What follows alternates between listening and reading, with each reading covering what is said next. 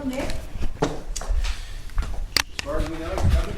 Winston City Council Workshop, February 2nd, 2026, 6 o'clock Yeah, 1 p.m. minute. We're getting an answer on that property right now, waiting for it. I've been pulling half inches all day today, so why not do it now?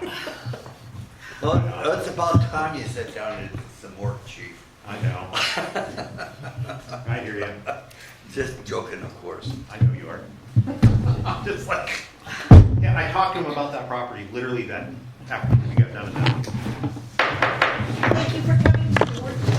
Let's stand and say pledge of allegiance, please. I pledge allegiance to the flag of the United States of America and to the republic for which it stands, one nation, under God, indivisible, with liberty and justice for all. Thank you very, very much. It's going to be easy. Presentation and discussion, budget analysis. Thomas. Thank you, Mayor, members of council. Good evening, members of the audience. Thanks for being willing to do this tonight. I know these workshops can add some extra time to your schedule. So we felt it's because of the process that we've been going through on how we've been looking at the numbers. It was important for you to take a look as well.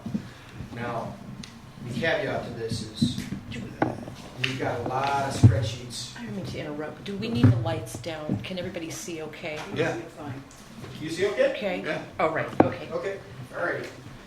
We've done a lot of analysis around this, but we're just going to kind of go through broad strokes and take you through just kind of what the numbers show and, more importantly, how it helps us to project in the future. We are in the business of having to project, and so we have to be able to do it well in terms of it's a modified accrual system, which means projecting the next year's fiscal numbers during that period of time. Cindy, next slide, please.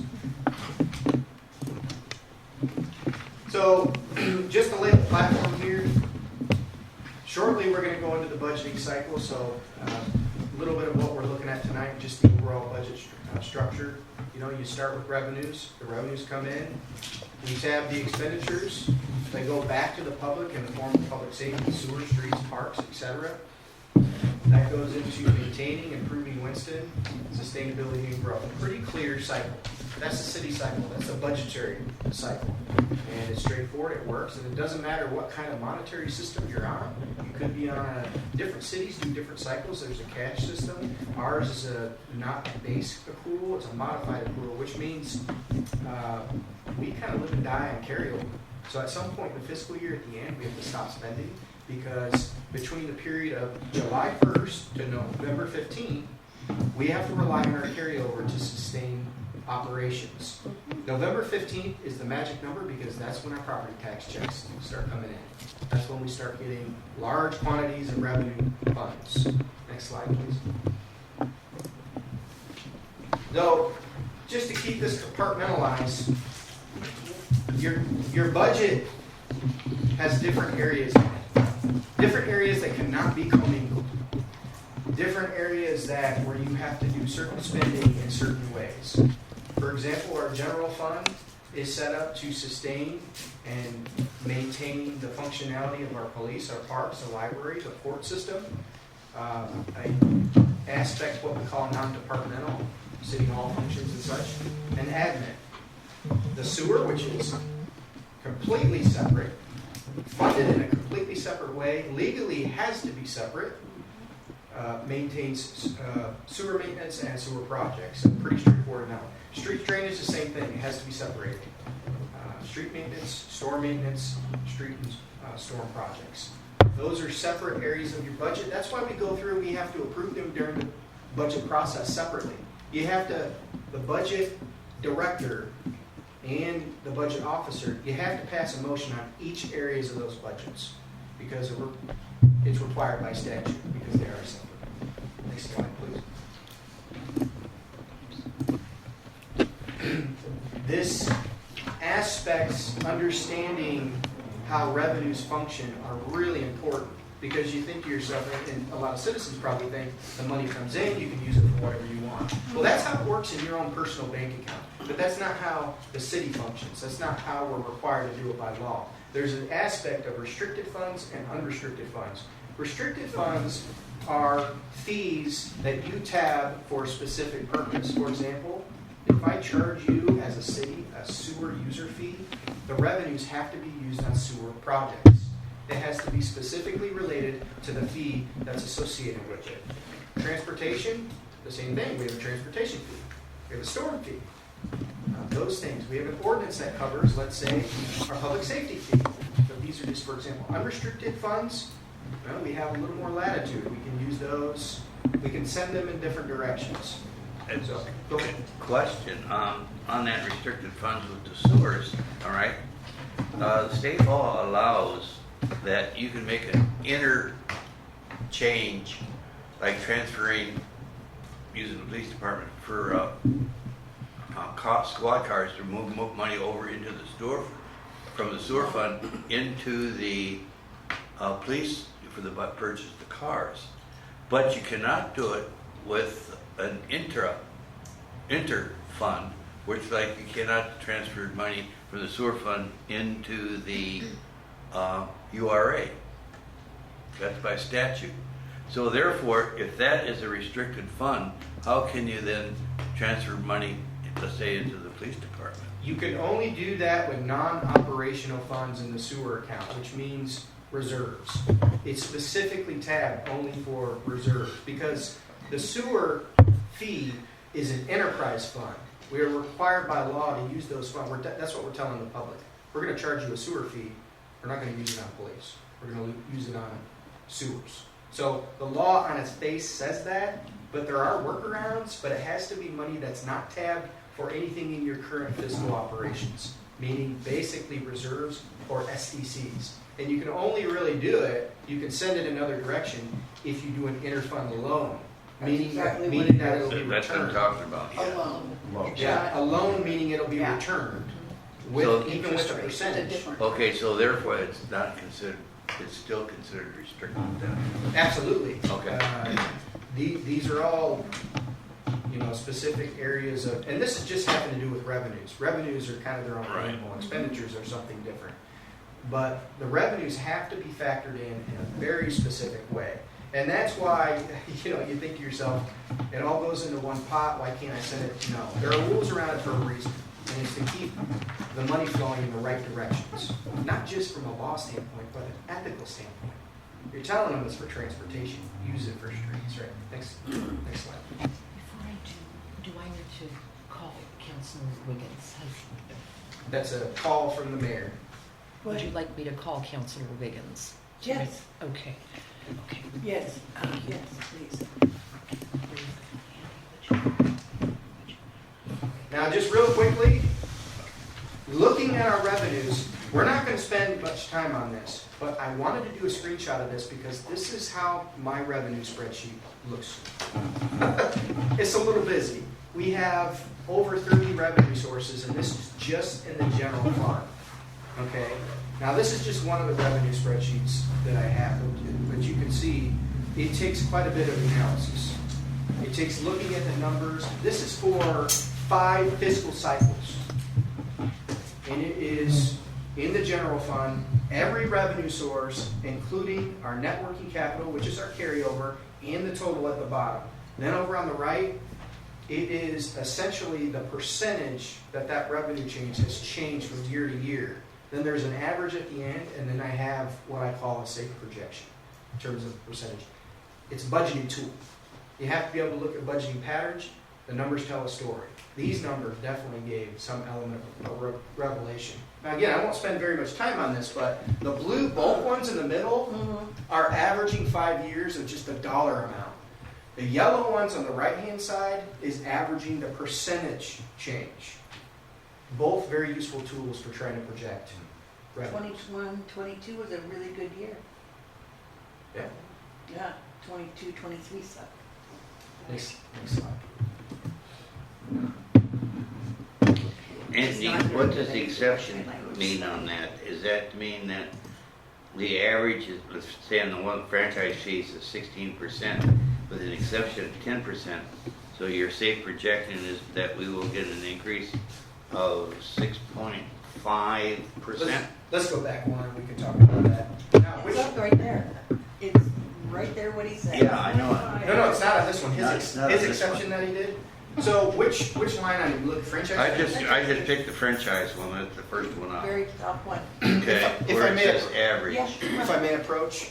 The franchise fees, and they're a little hazy over here, you're gonna see 21, 22, the end of the fiscal year, Yeah. 17%, then 34, 7, 6, for an average of 10. When this happens, you have an anomaly in one year. Yeah. You have a hike of 34% for whatever reason. So I actually do an exception area where I look at the other 3 or 4 years, and I try to get more of a baseline average. Okay. That's the exception column, Okay. just to eliminate that anomaly. Okay, Essentially. that answers that question. And then I kind of concoct, if you will, a little bit more of a safe projection. Excellent. So, Left him a message. like I said, we're not gonna focus on all of them, but let's just look at in the general fund some of your big ticket revenue items: franchise fees, property taxes, and the total. So franchise fees, 6.5% on average have gone up, which is not a ton. No. But we do have good news gleaning. There are some of them that are opening, and we've got PP&L already agreeing to an increase. We're going from 7 to 9%. So there are good things in the wings. That may not sound like a lot, but PP&L they are our highest revenue source for franchise fees. We get, as you can see, around the 600,000 range. So that's a large revenue source that goes into the general fund. It is a large revenue source for the city, but that also gets passed on to the citizen. It does. It does get passed on. PP&L does, so like we do 7% now, they build 3.5% into their rates. The other 3.5% gets passed directly on to the customers, which is kind of the name of the game. I mean, when I met with them, I said the last 10 years, we have a 10-year franchise agreement. The last 10 years, you've had to hike your prices too, right? What are those reasons? Economical factors. We're in the same position. Well, So yeah, okay. So property taxes, we have a very intricate way that we calculate these. It even goes so far as to say what lots are going to be built on, what's the tax we're getting now versus what the tax we're going to get after it's built, fully built out. And we accumulate those all together, but what we're seeing is the assessor's office raises taxation 3%. The growth that we see locally is an additional 1% for a 4% safe projection. So what you can do, what we got last year, times 4%. That gives you a baseline. Okay, so you take last year times 4%. Sorry, Mayor, go ahead. So what about when you get a piece of property that is the 3 years behind on their taxes? So that's a separate line item. That is prior year taxes. Okay. So if they're catching up, so this property tax is the current year projection. Okay. So we have a separate line item, which is prior year taxes, which we get around 45,000 for that. We project the 4%, but I also do a citywide analysis, what we were talking about before. All of the lots that might be built on, we get taxation on something that's worth 50,000 now versus 450,000 after it's built, fully built out. So what does that look like? Minus, accumulate all of the disparities together. That gives you another number, and I try to average it. Okay. And that's what gives you, it might seem too elaborate, but we have to look at it every way that we can and try to come up with a baseline.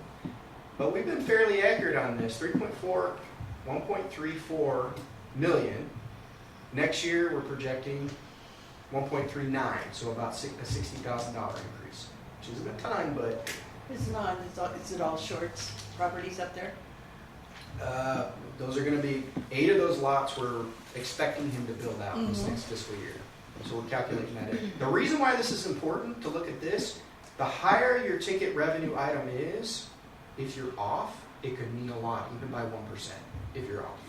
So we have to have a very pristine way that we calculate these. And we do. We look at it really hard all year. And then the total general fund revenues, you can see, essentially a pattern on that, 7% average increase. Next slide.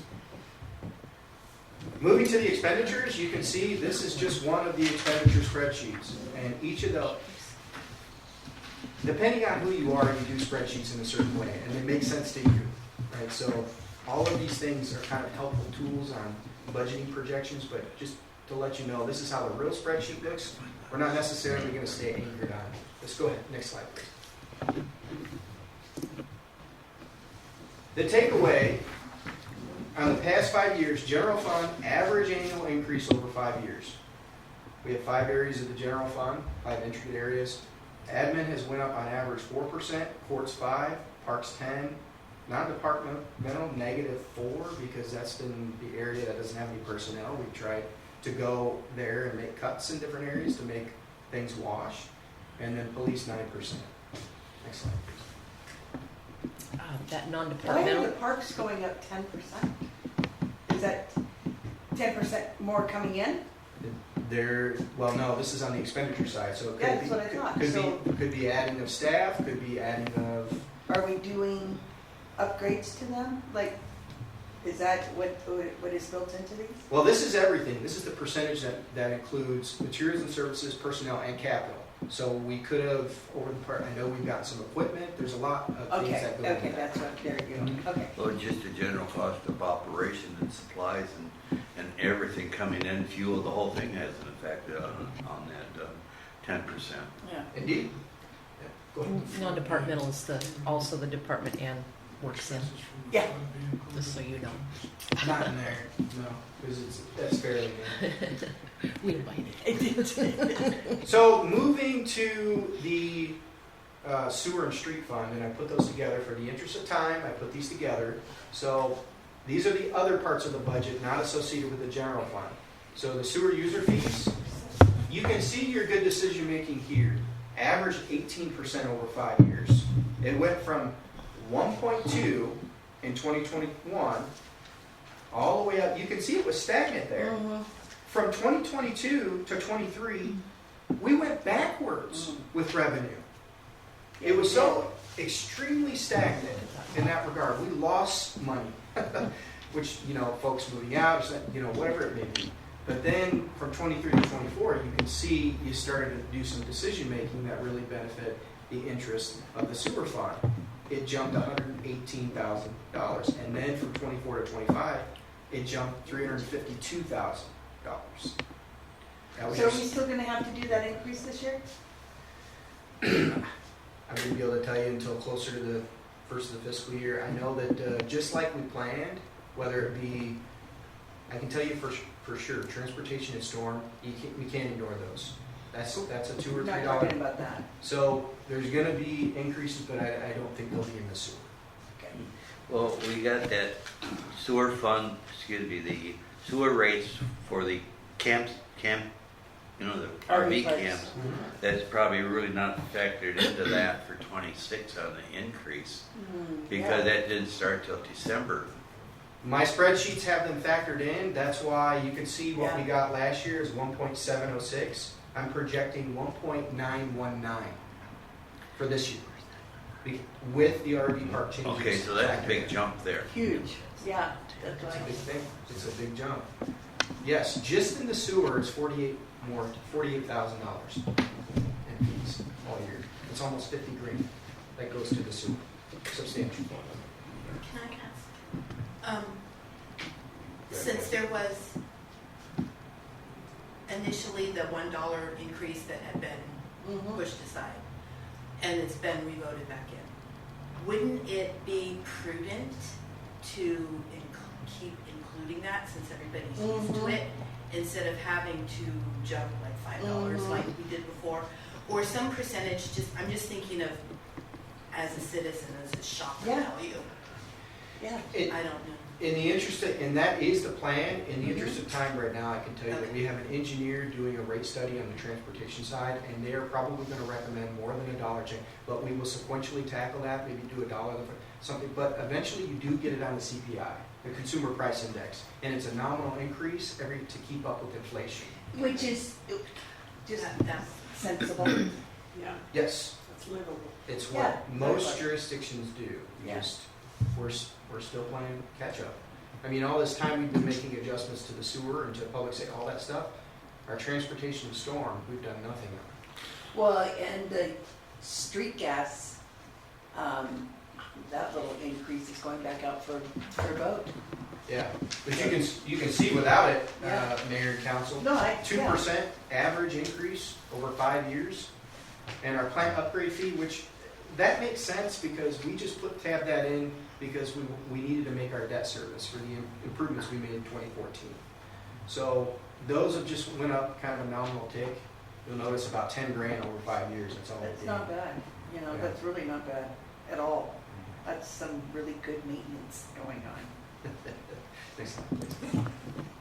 So moving to the expenditure side, on the sewer, you see an increase, average increase over 5 years of 9%, wastewater plant 10%, streets drainage negative 8%. You can see where we still have deficiencies. Now we talked about this before.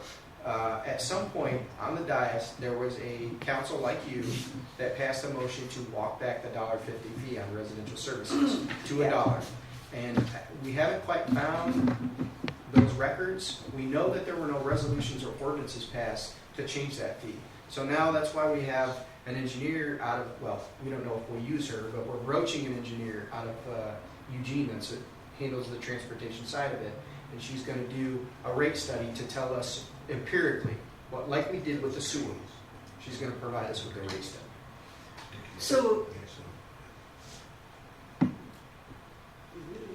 the mayor across the street, past mayor across the street, go back and look at his history, the first part of it, and you should be able to find it. Yeah, I think it was during Yeah. his tenure. Which would have been in 2015? No, before Yeah. that. I was here. It'd be right before, so I started exactly when the dollar thing was. Yeah. You It started the happened, year it's I supposed to left. happen every March or April. I started in September Yeah, before that. Of what year? 13? 2014. was it 14? 14. Okay.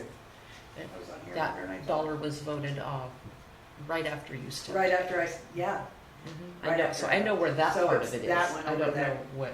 look under his, I know where those direction. are, but I thought you had said it was $1.50 something or something. It's $1.50 in our Different. ordinance Yeah, for okay. residential users, And EDUs. we're talking about.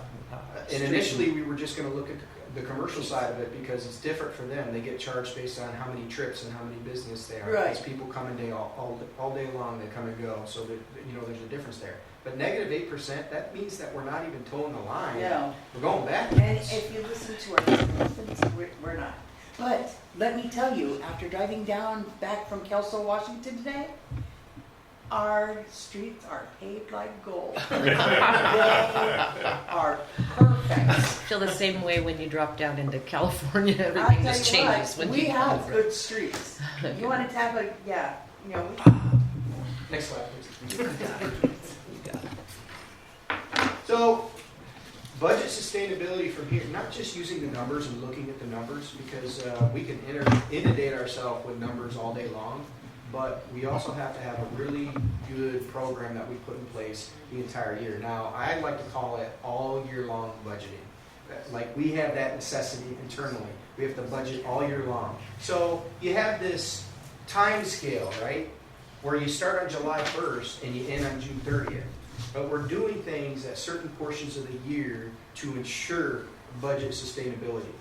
So from July 1st to November 15th, we broached this earlier. You avoid large capital purchases.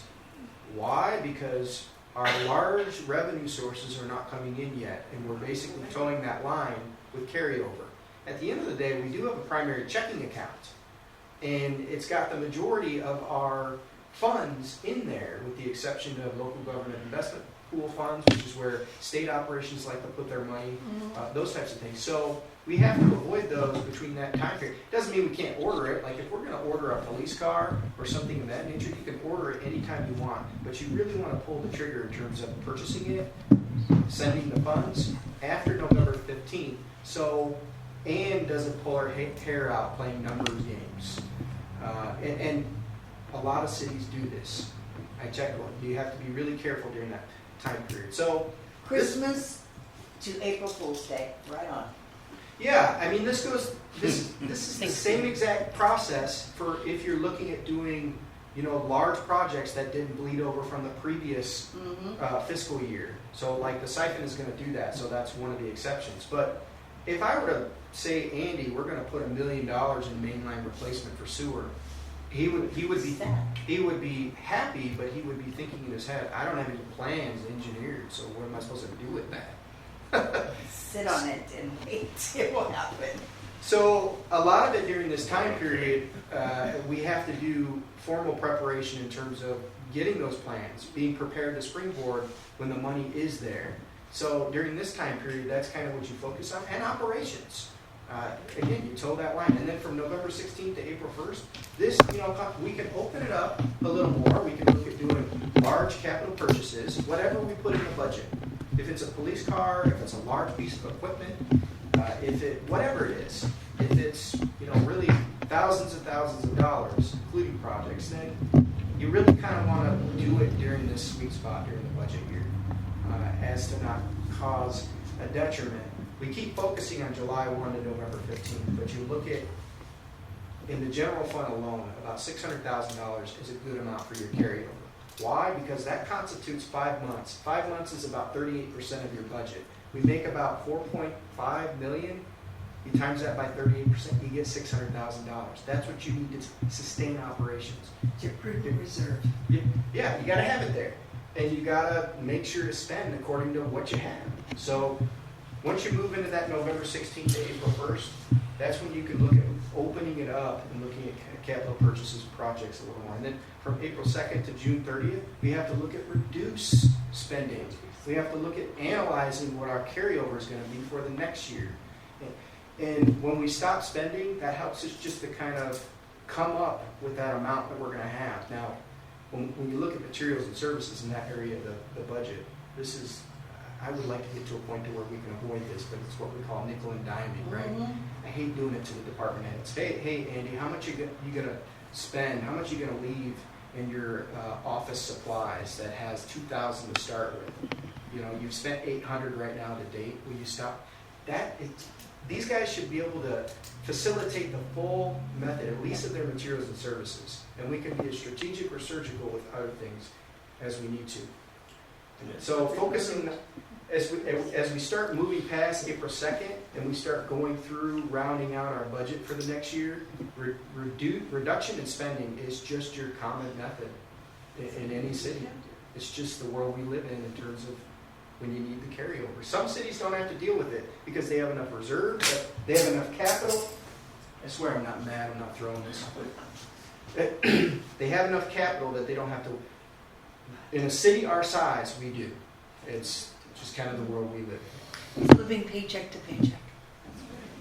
Next time. It's a good way to live.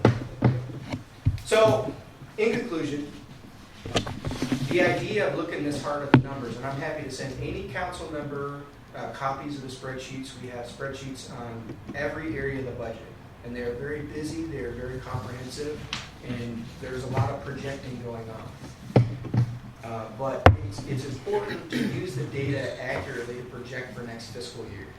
So on the one hand, you've got the revenues. You can use averages, you can use percentages, you can use in-the-field data, you can use all of those things. On the other side, you have the expenditures, and you can look at what did we spend versus what we budgeted, how much did we underspend all of those. Every single line item, you can scrutinize that, and we will, we have. So using that data to accurately project is, part of the formula. And then full year budgeting process.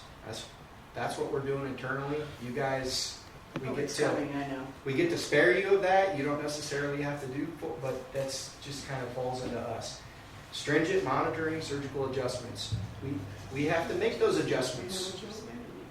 We have to, usually it comes in the form of a supplemental budget. There's something arose that we didn't anticipate. We have to make those adjustments, or we have to make other nominal adjustments that are going to make sure that we can sustain. So, and then the idea of eventually, instead of taking from our reserves or contingency, we start building something. Okay, we're doing projects. That's great. When I know a lot of them, we're going to do a lot. The idea is that the money in a cyclical fashion comes in and it goes back out to the community. but those reserves are surefire important too. We gotta be able to lean on that safety net. This year, we had 180,000 in the general fund reserves. We used 110,000 of it to balance. So That's scary. That that's is the situation that we're in. That's a panic mode. But we have 3 or 4 new revenue sources that are coming in, including marijuana tax, different things of that nature that we're really trying to offset. But we don't know at this point if it's just going to help us sustain the economical changes or if it's going to help us get ahead. There's no way of knowing right now. We don't even know what those revenues will look like yet until he gets online. Until he gets online. Next slide. That's it. Thank you. Thank you. Questions? We're gonna talk about the PD dollar. Oh, I thought we were gonna do PD. We did. We looked at how you're growing. Oh. Looked at all of our. Is there something specifically you want? Well, yeah, I just want to let the council know, You're in up all the next. years that I've been involved in budgeting since 2004, all the department heads have been always asking for a couple different things. What are our end of the year numbers? It was so hard to budget because we were always budgeting on the year prior's beginning numbers. We didn't have the end of the year numbers. And kudos for the boss to actually do a forensic look into the budget and understand and give the department heads that information and not hide it from us. I actually felt like after he was telling me, it's been hidden from us in several different areas. And I think it's by design. And the reason I say that is I think over time, when your upper management is trying to manage dollars, they're conservative in the dollars, rightly so, and I get that. But it's not telling the department heads how to manage properly. And with what Thomas has done to really open our eyes in the area I thought he was going to talk about is in my personnel. I mean, we had huge dollars in there because we were budgeting, 6% of $1 million. I mean, we had $155,000. I had no idea was in the police department budget in personnel. By the way that we budgeted, because I don't manage the personnel numbers. In other words, what it costs to pay the officers and the French benefits. That all comes out of finance. Yeah. So when it's being budgeted, they're budgeting conservatively because where does the cops always do? They spend money on overtime. They spend money on that. Exactly. And they wanted those dollars there. He was able to find, wait a minute, we have some areas that we can adjust and make accordingly to get better use out of our dollars. Mm-hmm. And I think that's important. It I is do very think that there needs to be rollover. I like his conservative component on, we need to have the 600,000 on rollover for starting year. That's a good starting point. That's a good place to, we probably won't get there right away, but we'll work on it. That's awesome. And I guess what I'm trying to tell you is that I think it's so important that he did this and did a really forensic interview. It opens our eyes that we never got to see before. Mm-hmm. And so when we're going in there and trying to figure this out, when we go to budget this year, I'll guarantee me and Andy and Chris, we're going to have the end of the year numbers to see where we were and where we're at and what we need to do to give the best bang for the buck for the city. Yeah. I mean, that's our objective. We don't want to have extra money in there if we don't need it. We need to have money in there to operate. So kudos to the boss on that. That's all I'm saying. Thank you, Chief. It is true that some managers have a specific way that they approach in terms of trying to ensure a healthy carryover. There are some tactics, some strategies. I chose, by choice, to empower each other so we can fix the problem together. So we took a hard look at it, and the Chief is correct. Some of those, the numbers were a revelation. Especially, we have line items. We have our raw personnel salary numbers. Mm-hmm. That's a line item. Then below that, we have benefits. That's a separate line item. And I looked at how those were growing over 5 years. I also stacked budgeted amount versus actuals, meaning this is what you budgeted versus this is what you spent. In our finance department, there's a spreadsheet, and she will call CIS, she will call PERS, they will get the anticipated percentage on how much those programs are going to go up. Yep. And then she will round out a number, and that's what we're looking to. But I found that looking at the past 5 years, when you look at budgeted versus actual, we were over budgeting that line item on average 13 to 14%. Because the PERS didn't go up the way they thought it would, or Could be some of that. yeah. Yeah. I think that Because she's getting it. I'm not blaming Ann. I think Ann's doing it 10. No, But that's not yeah, what it's I exactly said. what he's saying. It's Yeah. whatever they're telling us at that time Yeah. is what they're budgeting for. So if it's 6 or 8 or whatever, Mhm. and then all of a sudden it doesn't go up And it that much. doesn't, yeah, then you've got extra Or money in insurance, there. same That's- thing. Just to be fully transparent, if you have a situation like that, you have ebbs and flows over 5 years. You have, in 1 year, you have a closer amount of maybe 6%. Mhm. But when you have average of 12, 13, 14, sometimes That's a in bit some much. cases 18%, where we're over budgeted, that's a trend. That's a trend that we can address. Yeah, that's a bit much. And yeah, our carryover in the future may not be upwards to 600,000, but if we do more sound budgeting approaches, maybe we don't need to be that high. Maybe we can be at 450, something of that nature. And we can free up more money for more staff, more services, more for Winston. So I think it was really important to look It at. resets it, so we're not working so hard on Which using is good, carryover. but I also know from personal budget, I like to be prepared and have a little extra, just in case, because we all know it's gonna happen. And instead of going in the hole or robbing Peter to pay Paul and all that stuff, you know, that's what the stash is for. The cookie jar. Well, I always tell Ann to grow that money tree. Get that money tree It's growing. in Start the watering it. backyard, There's it's checks, going. we still have money, right? Well, the good thing is that you can buy a motorcycle.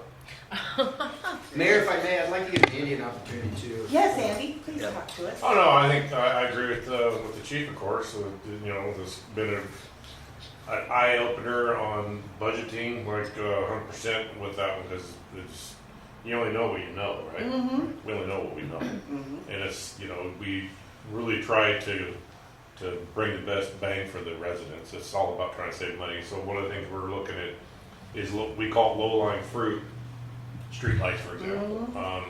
You know, as we get into these things and we start researching, why are we paying this? What's behind it? Why? And you know, that transcends throughout everything. So, you know, getting creative on budgets, getting creative on these numbers, and you know, we get hit. To follow up the question on the parks, because we changed some things now. We started getting fertilizer. That's about $4 or $5 grand. Yeah. People think, well, we got over 20 acres of parks. So then I you don't need, think people realize how much. then you need to have the equipment to be able to do the stuff, and you got to cut it, and you got to have somebody to work it, and everything just goes. Yeah, so I mean that's part of it. Of course. Yeah. Everybody knows that, and like Dave said, it's the fuel and the Anybody that has a nice yard knows exactly Yes. what you're paying for. exactly. So Yeah. no, I agree. Thomas is, you know, we talked about that. He's kind of stepped into it. He's got a lot on his plate, trying to clean things up. I'll just. I think you guys are doing a really good job. I mean, it's seriously, considering how it all came around and all came about and what's happened since, I think we're doing a really good job. You know, You're working kudos to together. everybody. Give and take. Yeah. The one thing that I really like is like we were talking about changing, you know, to LED lighting, things like that. Well, Mhm. that's money up front that saves a lot of money down the street. It'll Okay. pay for itself. It'll pay I for mean- itself and then also increase money in the budget. The other area that the boss is trying to look at, that I think I touched on it, is revenue sources. So we're Mhm. looking at the increases if we have to. Mhm. And we're gonna be able to explain to the community why we need these Mhm. and not just throw a blanket number out there. It's not Because for a he's pay raise. forensically doing it. So it's, what does the community want for service and what do they wanna pay for, right? Mhm. And so he's gonna be able to do that, and we are gonna be able to back him up with what the numbers we know. Right. The other part is doing the revenues, like the RV parks, doing, you know, getting Just that in. this year with Uh, the 3% credit card.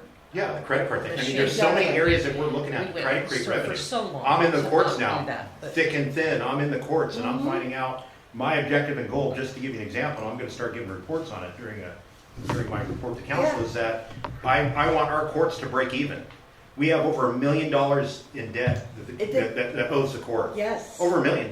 Yeah. And we've collected on 35 people in a year. We already fired that credit agency, we started up, and we're bringing in dollars. And my goal to Katie is I want it not to cost the city a dime to run the court. Right on. So my goal is, what is our budget for court? That's my goal. That's what I want to get to for revenue. So we're trying to set some standards and start helping reverse some of the stuff that hasn't been looked at in quite a Yeah. while. And he's doing it with streetlights. We're all kind of teaming up to do that, to try to create where is it that we can get the revenue. You know, RV parks is a perfect example. You know, the marijuana store is gonna bring in revenue. So there's all these different things that are gonna start the TPL stuff. That's all gonna be beneficial to the community to help keep us with growth. So that's a win. No, it is. It's a win for everybody, actually. Thank you, Council. Did you have something? I saw your hand go up. Okay. It's getting the hair out. Careful. Thank you, Council. I appreciate you allowing us to go through this, and I do, as we wrap this up, I do want to give our staff kudos. They have, I've been putting them through the gauntlet in terms of inundating them with numbers. The chief today, I went down to the conference room with him and Ralph. We went through all the PD numbers. We did several of those. I think we did 4 or 5 of them. Yeah. We've done the same thing with Andy on both sewer, streets, drainage. They have all the data.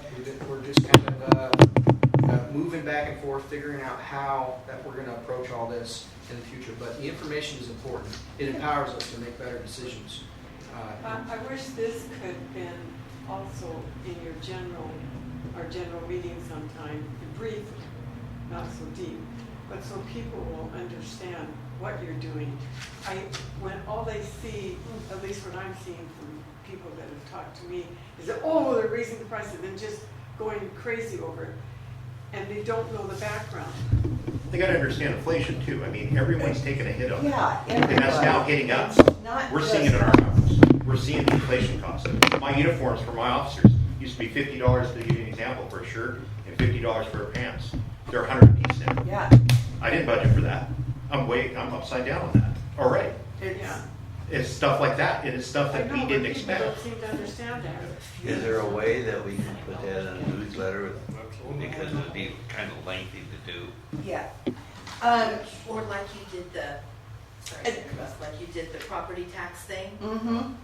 Do it again with an inclusion of the budgeting and synopsis. It doesn't have to The February issue has the information on how we're perceiving grant opportunities.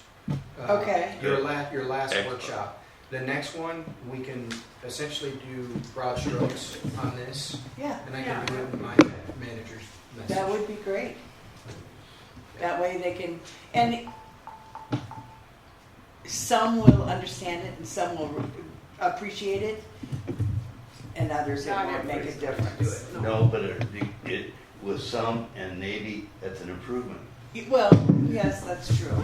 That's true. It's been a ride, that's for sure.